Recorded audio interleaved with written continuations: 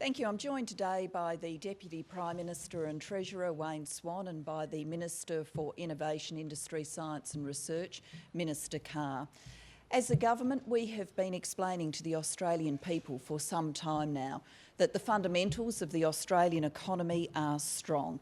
We have low unemployment, we have strong public finances, we have a huge pipeline of investment coming on stream, and we have strong banks. We've also been explaining to the Australian people that our economy does have patchwork pressures.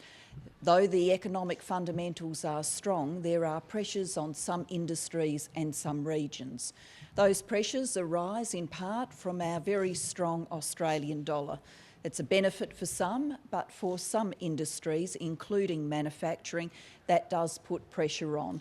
And there are other competitive pressures and changes in the global economy that have impacts for some industries, regions and firms.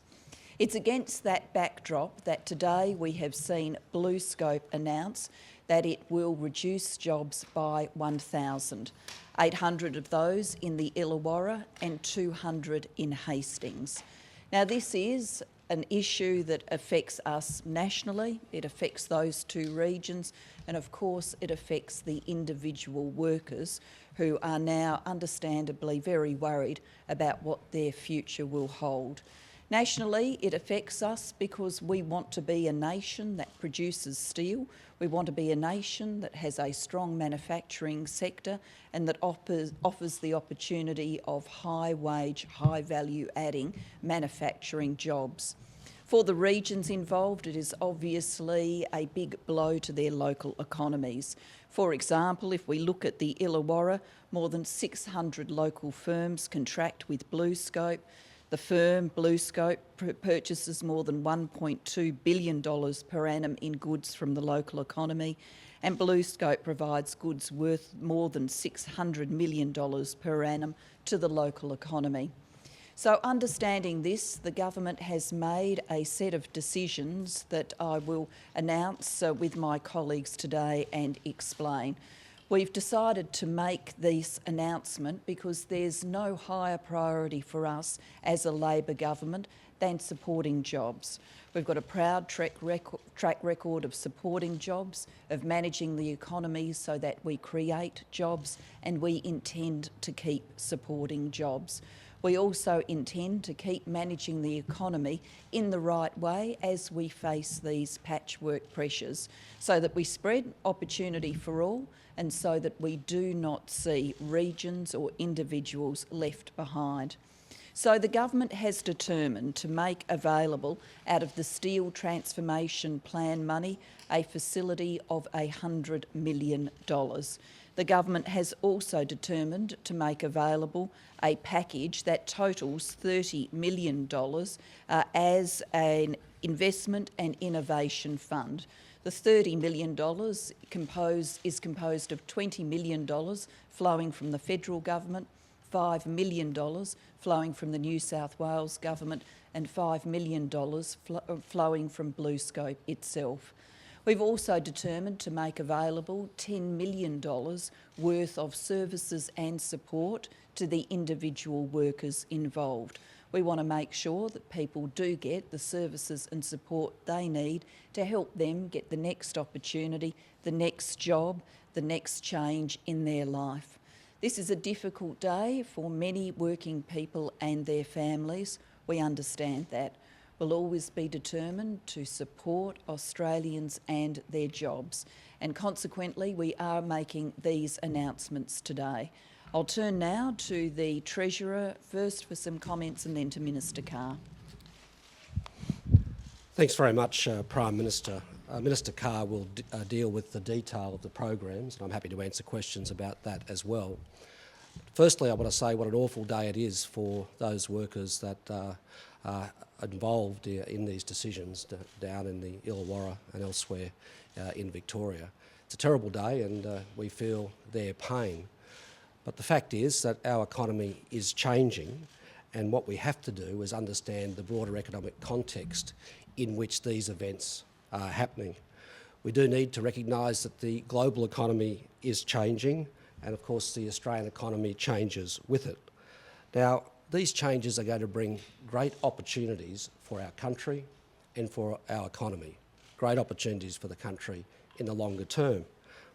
But what we are also seeing is the challenges and some of the downside today. What we are seeing is some of the painful adjustments that take place in parts of our economy as part of that wider change. What we are seeing is that the weight in the global economy is moving into Asia. Now, this is not just the massive development in China, but it's right across our region. And we all know this is pushing up demand for our resources, and along with our other strong economic fundamentals, what this does mean is a higher Australian dollar. Now, on the one hand, that means cheaper goods for Australian consumers, but the higher dollar puts a lot of pressure on our trade-exposed industries. And BlueScope is an example of that, and they've made that very clear in their announcement today. And what it means for companies like BlueScope is they do have to look for a sustainable business model. And of course, as I said, we are seeing the harsh consequences of that today. And this is part and parcel of having a patchwork economy. The government has been talking about the patchwork economy for a long time. We began talking about it first in the budget last year, and we made it the centrepiece of our discussion about the future of the economy in the budget this year. And it's instructive, whilst you have this announcement today from BlueScope, you also see another announcement today from OneSteel, with an expansion of their operation in South Australia. And we saw over the weekend further announcements in Queensland in terms of investments. Now, none of that is great comfort to the workers involved in this announcement today. But what it means for government, what it means for our country, is we do have to face up to the challenges of the patchwork economy, and we have to design our policies very carefully because of that patchwork economy. And that's why we did identify the challenges of that patchwork economy in the budget this year.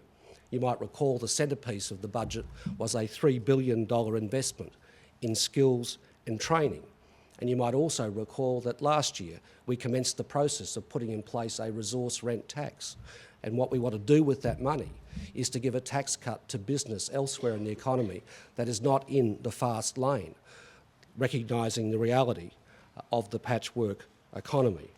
So what we have to do as we go forward is we have to continue to adjust our policies and our policy settings to ensure we do the best that we can for all of those in our economy, including those that are not in the fast lane. I would just like to draw a contrast between our position on this critical question and that of Mr Abbott. Mr Abbott wants to abolish the MRRT. He doesn't want the revenue that will flow by way of lower company taxes to businesses in our economy. He thinks the mining companies are paying too much tax. What we've put in place through this arrangement with the MRRT, tax cuts for small business, tax cuts for corporates generally, is absolutely essential to ensuring that those businesses that aren't in the fast lane get a fair go. So as we go forward, I think Australians should be assured of the fact that we have jobs at the very core of our economic policy settings. We acted to keep this country out of recession during the global financial crisis and the global recession. We are determined to ensure that Australians stay and work. There's been something like 750,000 jobs created since the government was first elected. And what we're about with our policy settings is ensuring that jobs and opportunities from the mining boom are spread around our country. And the last thing I want to say is the government is absolutely committed to ensuring there is a future for manufacturing industry in this country. We do expect that manufacturing industry will continue to grow and will be stronger as we go forward. But what we're determined to do is to ensure we get the right policy settings in place that cater for the whole of our economy, not just those in the fast lane. And that's why we're announcing the policy responses today that Minister Carr will detail. Thank you. Well, thank you, Wayne. The government has done three things in response to the decision by BlueScope to restructure its operation. Firstly, we've ensured there was a full range of services and support and that's available for every worker and every family that's directly affected by the decision both in the Illawarra and in Western Port. We've also put in place, with the support of the New South Wales Government and the company BlueScope, an Illawarra Innovation Investment Fund to create new jobs and to strengthen the economic base of the Illawarra region, which of course has had much higher levels of unemployment than other parts of the country. We're continuing to work with the company to ensure that the capacity within the steel industry is maintained and that it can be brought back online when economic conditions improve. We are looking to strengthen the industry as a whole. The government is in the business of helping workers, of helping regions, and of ensuring that we manage the change that is necessary as we go through this period of adjustment. This, in our view, is the best option to follow.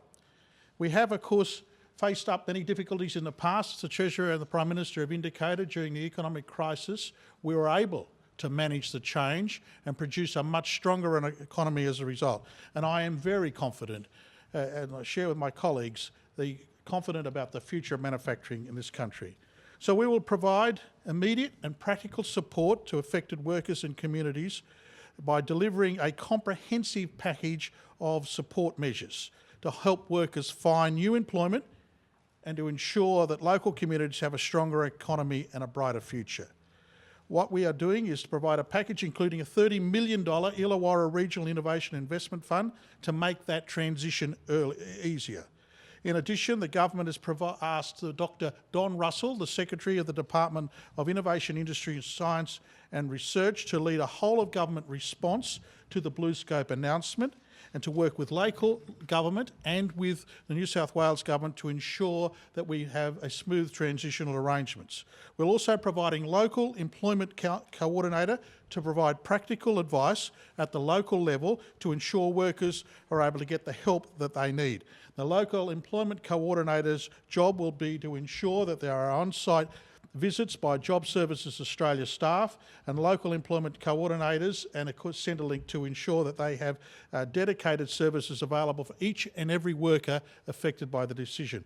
We've also instituted a dedicated hotline to fast-track referrals to Job Services Australia. We're fast-tracking relocation assistance for BlueScope workers, and will provide payments of up to $6,000 for relocation assistance, with an additional $3,000 in the case of families with dependent children. What we are also doing is providing additional support through the Australian Steel Industry scheme to ensure that the BlueScope, upon request, is able to have the necessary financial support if it's required. Such a facility will also be available to One Steel.